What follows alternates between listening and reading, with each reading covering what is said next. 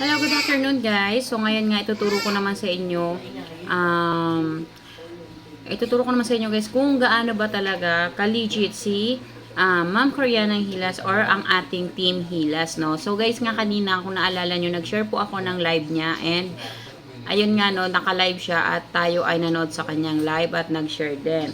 So paano nga ba ka-legit na humahatak talaga ng followers? So ito guys, para to sa mga small content creator na gustong ma-reach yung 5K followers. So guys, para sa inyo itong video na to, panoorin nyo po.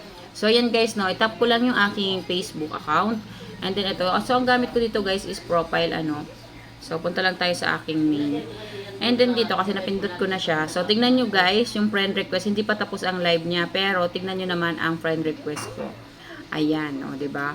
Meron na kaagad siyang 15 friend request. So hindi pa tapos yan guys, kakaumpisa ko lang, parang minutes pa lang. So shoutout nga pala sa padaan-daan sa likod ko, no. So si father ko. Ayan.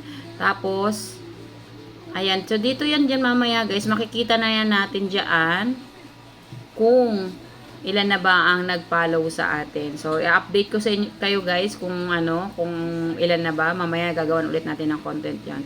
So ngayon guys, ito muna. So yan nga, no.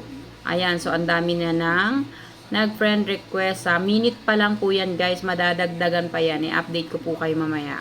Kaya yun lang guys. Happy day and good luck po sa ating lahat.